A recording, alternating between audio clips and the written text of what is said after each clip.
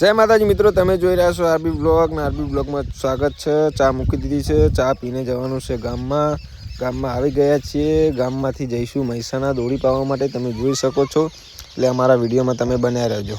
મિત્રો તમે જોઈ રહ્યા છો અમારો બ્લોગ ને અમે આવી ગયા છીએ મહેસાણાથી જવાનું છે દોરી પીવડાવવા માટે, એટલે તમે અમારા બ્લોગમાં બન્યા રહેજો। અમે તમને બતાવશું આગળનો નજારો, તમે જોઈ શકો છો મહેસાણા એટલે દોરી પીવડા જઈએ એટલે વિડીયોમાં બનાવી રહેજો।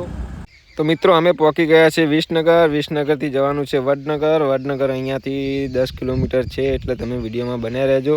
અને અમે જઈએ છીએ વડનગર। મિત્રો અમે આવી ગયા છીએ વડનગરને, તમે જોઈ શકો છો વડનગર આવીને દોરી ઘસાવાનું ચાલુ થઈ ગયું છે, તમે જોઈ શકો છો આ દોરી આવી રીતના ઘસાવાય છે અને પછી વિડીયોમાં તમે બનાવી રહેજો।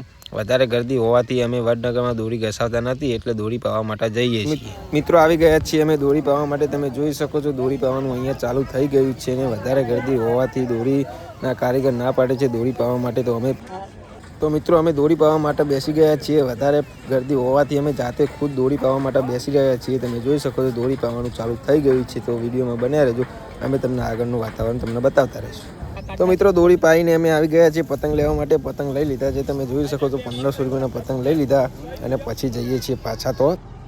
તો મિત્રો બધા સામાન લઈને હવે હેડ્યા છીએ ઘરે, તમે જોઈ શકો છો હવે ઘરે જઈએ છીએ, અમારા વિડીયોમાં બન્યા રહેજો। તો મિત્રો અમે આવી ગયા છીએ કેનાલે ફોટા પાડવા માટે, તમે જોઈ શકો છો આ પાણી જાય છે। હવે વિડીયો ગમે તો લાઈક શેર કમેન્ટ કરજો। જય માતા।